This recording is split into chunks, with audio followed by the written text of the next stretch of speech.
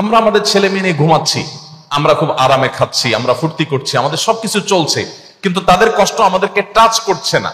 এই যে টাচ করছে না, এটা আপনার ভেতরে ইমান যে একেবারে ধুয়ে মুছে সাফ হয়ে গেছে, আপনি শুধু জাস্ট খোলস নামে মাত্র মুসলমান, এটা প্রমাণ হলো যে আপনার ভিতরে কোনো ন্যূনতম কোনো পরিবর্তন আসছে না, কোনো প্রকার ভাবলেশ হচ্ছে না, আপনার ফিলিংস হচ্ছে না। আপনার তো ঘুম হারাম হয়ে যাওয়ার কথা, আপনার তো খাবার উঠে যাওয়ার কথা, আমরা তো পাগল হয়ে যাওয়ার কথা। এই দৃশ্যগুলো দেখার পর আমার তো ঠিক থাকতে পারার কথা না। শয়তান আমাদেরকে বলে তোমার কি করার আছে, তুমি একটা সামান্য, একে তো বাংলাদেশের মতো একটা ছোট্ট দুর্বল দেশ, আবার সে দেশের একজন অতি সাধারণ একজন নাগরিক, একজন নগণ্য মানুষ, তুমি এই আন্তর্জাতিক সমস্যার সমাধান করার মতো ক্ষমতা তো তোমার হাতে নাই, তোমার কি করার আছে? কি বলেছে? আপনার কিছু করার নাই। আপনার যে কত কিছু করার আছে সেটা আপনি নিজেও ভাবেন নাই। আমরা খুব দ্রুততার সাথে ভুলে যাই, আমরা কাউকে মাথা তুলতেও দেরি করি না, আবার মাথা থেকে আছাড় দিতেও আমরা দেরি করি। ফিলিস্তিনের মুসলিম ভাই বোনরা মানব ইতিহাসে বর্বরতম একটা অত্যাচার এবং নিষ্ঠুরতার মধ্য দিয়ে তাদের দিনাতিপাত করছেন। সেখানে মানুষ লতা পাতা খেয়ে কোনো মতে জীবন ধারণ করতে হচ্ছে, ঘাস খেয়ে বাচ্চারা বেঁচে থাকতে হচ্ছে। বাচ্চা আছে, বাচ্চার বাবা মা কেউ বেঁচে নেই, এরকম ঘরে ঘরে।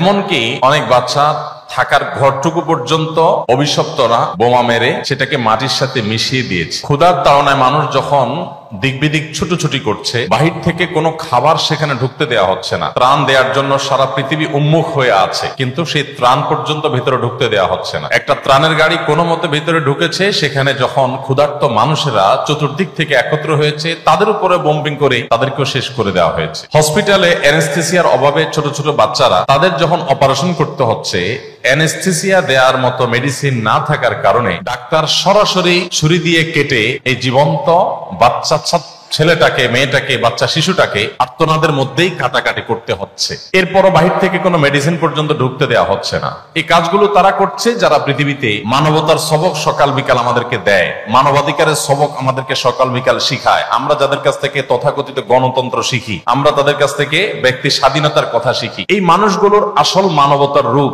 আমরা দেখি ফিলিস্তিনে অত্যন্ত বর্বর ভাবে, অত্যন্ত বাজে ভাবে বের হয়ে পড়েছে, প্রকাশ হয়ে গেছে। এরকম একটা সময় আমরা যখন আমাদের দেশের দিকে তাকাই, আমি ইতিমধ্যে বিভিন্ন জায়গায় বলেছি, জাতির একজন সাধারণ সদস্য, বাংলাদেশের একজন সাধারণ নাগরিক হিসাবে আমি খুবই লজ্জিত, খুবই অনুতপ্ত, খুবই ব্যথিত। এই জন্য লজ্জিত অনুতপ্ত যে সমস্ত কোম্পানিগুলোর টাকা বোমা হয়ে আমার নিরীহ মুসলিম ভাই বোনদের উপরে নিপতিত হচ্ছে। নবী করিম সাল্লাল্লাহু আলাইহি সাল্লাম বলেছেন, পুরো পৃথিবীর সমস্ত মুসলমানরা একটি দেহের মতো। আমার মুসলিম ভাই বা বোন, তিনি আফ্রিকায় থাকুন কিংবা আমেরিকায়, ইউরোপে থাকুন কিংবা এশিয়ায়, যেখানেই থাকুন না কেন, তার কষ্টে আমি কষ্ট অনুভব করব, এটা আমার ইমানের দাবি। আর যদি কষ্ট অনুভব না হয়, তাহলে বুঝতে হবে আমার ভিতরে ইমানের কোনো ছিটে ফোটাই নাই। এরকম একটা কঠিন পরিস্থিতিতে আমরা দেখেছি যে পশ্চিমা পৃথিবীতে তারা পর্যন্ত, যে দেশগুলোর সরকার এবং রাষ্ট্রযন্ত্র ইহুদিদের এই বর্বর হামলাকে নানাভাবে সমর্থন করছে, সেই দেশগুলোর অনেক নাগরিকরা তাদের বিবেকের তাড়নায় তাড়িত হয়ে যে সমস্ত কোম্পানি তাদের বিভিন্ন পণ্য বেচা টাকা এটা ইহুদিদেরকে প্যাট্রোনাইজ করছে এই শিশু হত্যার জন্য, নারী হত্যার জন্য, এই নিধন যজ্ঞের জন্য, সাধারণ মানুষ নিজেদের দায়িত্বে স্বতঃস্ফূর্ত ভাবে নিজ বিবেকের তাড়নায় তাদের পণ্যগুলোকে বয়কট করছে। আমি মালয়েশিয়াতে দেখেছি, থাইল্যান্ডে দেখেছি, জাপানে দেখেছি যে এই বর্বরচিত হামলার পর রিসেন্ট আমার এই দেশগুলোতে যাওয়ার সুযোগ হয়েছে। আমি দেখেছি যে তাদের রেস্টুরেন্টগুলোতে, ইহুদি রেস্টুরেন্টগুলোতে, ইহুদি কোম্পানিগুলোতে রীতিমতো মাসি মার। টার্কির এক ভাই কদিন আগে আমার অফিসে আসছেন, তিনি বললেন, ভাই, ম্যাকডোনাল্ডস এর মতো এরকম রেস্টুরেন্টে যেখানে আমাদের ইস্তাম্বুলে সিরিয়াল পড়ে থাকতো সারাদিন, একটা বার্গারের জন্য দাঁড়িয়ে থাকতে হতো অনেক সময় ধরে, সেই রেস্টুরেন্টে এখন আপনি যদি যান, আপনি অবাক হবেন, রীতিমতো মাসি মারছে তারা, মানুষ ঢুকছে না। আপনি যদি মিডিল ইস্টে চলে যান, দেখবেন তাদের র্যাকগুলোতে একটার সাথে দুইটা ফ্রি অফার দিয়েও কোনো গ্রাহক তারা টানতে পারছে না।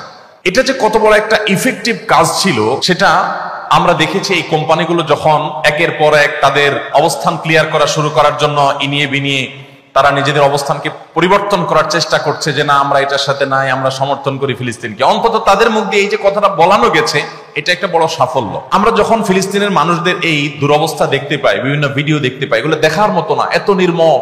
আমরা আমাদের ছেলে মেয়ে নিয়ে ঘুমাচ্ছি, আমরা খুব আরামে খাচ্ছি, আমরা ফুর্তি করছি, আমাদের সবকিছু চলছে, কিন্তু তাদের কষ্ট আমাদেরকে টাচ করছে না। এই যে টাচ করছে না, এটা আপনার ভেতরে ইমান যে একেবারে ধুয়ে মুছে সাফ হয়ে গেছে, আপনি শুধু জাস্ট খোলস নামে মাত্র মুসলমান, এটা প্রমাণ হলো যে আপনার ভিতরে কোনো ন্যূনতম কোনো পরিবর্তন আসছে না, কোনো প্রকার ভাবলেশ হচ্ছে না, আপনার ফিলিংস হচ্ছে না। আপনার তো ঘুম হারাম হয়ে যাওয়ার কথা। আপনার তো খাবার উঠে যাওয়ার কথা, আমরা তো পাগল হয়ে যাওয়ার কথা। এই দৃশ্যগুলো দেখার পর আমার তো ঠিক থাকতে পারার কথা না। ইমানের দাবির কারণে তো আপনার ভিতরে একটা অস্থিরতা কাজ করার কথা, ব্যাকুলতা সৃষ্টি হওয়ার কথা, কিন্তু সেটা হচ্ছে না। ভাইরা আমার, আমাদেরকে শয়তান একটা প্রবোধ দেয়। এই ভিডিওগুলো আমরা দেখি ফেসবুক, ইউটিউব, আর স্কিপ করে চলে যাই, উপরের দিকে টেনে আমরা স্ক্রল করে চলে যাই। শয়তান আমাদেরকে বলে, তোমার কি করার আছে, তুমি একটা সামান্য, একে তো বাংলাদেশের মতো একটা ছোট্ট দুর্বল দেশ, আবার সে দেশের একজন অতি সাধারণ একজন নাগরিক, একজন নগণ্য মানুষ, তুমি এই আন্তর্জাতিক সমস্যার সমাধান করার মতো ক্ষমতা তো তোমার হাতে নাই, তোমার কি করার আছে? সো তুমি একটু আল্লাহর কাছে দোয়া করো, বাস। আমি একটু দোয়া করে ওটাকে স্কিপ করে আর একটা ঝাঁকানাকা কোনো ভিডিওতে আমি ডুবে যাচ্ছি। এই না আমাদের অবস্থা? আসলে কি তাই? আমি তো তা মনে করি না। এটা শয়তান আপনাকে মিথ্যা কথা বলে, আপনাকে মিথ্যা সান্ত্বনা দেয়। শয়তান বলে তোমার কিছু করার নেই। কে বলেছে আপনার কিছু করার নেই? আপনার যে কত কিছু করার আছে সেটা আপনি নিজেও ভাবেন নাই। আল্লাহ তাআলা আপনাকে জিজ্ঞাসা করবেন না তুমি সেখানে সামরিক শক্তি কেন পাঠাও না, কারণ সামরিক শক্তি আপনার হাতে নাই। আল্লাহ আপনাকে এটা জিজ্ঞেস করবেন না। আল্লাহ আপনাকে বলবেন না তুমি মানবিক সহায়তা নিয়ে শত শত হাজার হাজার টন কেন খাবার পাঠাও নাই সেখানে, কারণ এই ক্ষমতা আপনার হাতে নাই। আল্লাহ এটা জিজ্ঞেস করবেন না। আল্লাহ জিজ্ঞাসা করবেন তোমার হাতে একটা ইহুদি পণ্য তোমার বাসায়, তোমার টয়লেটে, তোমার বেডরুমে, তোমার প্রত্যেকটা জায়গা, কখনো সাবানের নামে, কখনো শ্যাম্পুর নামে, কখনো লোশনের নামে, কখনো চকলেটের নামে, কখনো ড্রিঙ্কস এর নামে, কখনো রেস্টুরেন্টের ফাস্ট ফুডের নামে, তোমার বাসার প্রতিটা কক্ষে কক্ষে, প্রতিটা টয়লেটে তাদের পণ্যগুলো শোভা পেয়েছে। এই পণ্য বেচা টাকা দিয়ে তারা বোমা হামলা করে মানুষ মেরেছে। তুমি শুধুমাত্র তাদের প্রতি সিম্পেথি দেখাতে পারতে, সেটা তো দূরের কথা, উল্টো বরং তুমি সেই বোমা হামলার সঙ্গে জড়িত। তুমি জেনে হোক আর না জেনে হোক, তুমি বুঝে হোক আর না বুঝে হোক, তুমি কিন্তু সেই বোমা হামলার সাথে জড়িত। প্রতিদিন তুমি চাঁদা দিচ্ছ ফিলিস্তিনের মানুষকে হত্যা করবার জন্য। আল্লাহ এই কথা বলবেন? এই কথা বলার যথেষ্ট সুযোগ আছে। প্রতিদিন আপনি চাঁদা দিচ্ছেন। আমি একটা পেস্ট কিনতেছি না, আমি একটা বোমা হামলার জন্য টাকা ইনভেস্ট করছি বা চাঁদা দিচ্ছি। প্রতিদিন বাংলাদেশের প্রত্যেকটা মানুষের কাছ থেকে, প্রতিটা মানুষের ঘর থেকে ওরা চাঁদা তুলে নিয়ে যাচ্ছে। আপনি মনে করছেন মুদি দোকানে গিয়ে আমি মালামাল কিনে আনছি। আল্লাহর কসম করে বলছি এটা মালামাল কিনা না। এটা আপনি দেখছেন মালামাল কিনা, আমি এটাকে মালামাল কিনা দেখছি না। আপনি দেখছেন আপনি পেপসি বা কোকা কোলা বা সফট ড্রিঙ্কস এদের যেগুলো আছে সেগুলো আপনি ডক ডক করে গিলছেন।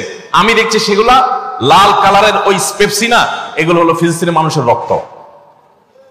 আপনি দেখছেন সেগুলো হয়তো কোক, আমি দেখছি সেগুলো রক্ত। বাংলাদেশের মানুষ এরকম ভুলো জাতি পৃথিবীতে আরেকটা আছে কিনা আমি জানি না। আমরা খুব দ্রুততার সাথে ভুলে যাই। আমরা কাউকে মাথা তুলতেও দেরি করি না, আবার মাথা থেকে আছাড় দিতেও আমরা দেরি করি না। এটা আমাদের একটা দুর্বলতা। আমাদের এই দুর্বলতাটা আমাদের কাটিয়ে ওঠার চেষ্টা করা দরকার। আমরা কয়দিন খুব জোরে সোরে বয়কট করে এরপরে আবার আমাদের সবকিছু সয়ে যায়। এক ভাই খুব চমৎকার বলেছেন, আমরা মানিয়ে নিয়েছি শোক, আবার উদরে ঢালছি কোক। আমার এখানে আসার উদ্দেশ্য ব্যাখ্যা করতে এই কথাগুলো আমি বললাম। আমার ইমানের দাবি, আমার দেশের প্রতি ভালোবাসার দাবি, আমি আমার দেশীয় পণ্যগুলো কিনবো, আমি এগুলো কিনবো না।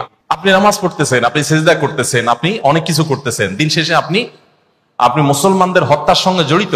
আপনি নিরীহ মা শিশুগুলোকে হত্যার সাথে জড়িত, আপনি জানছেন না।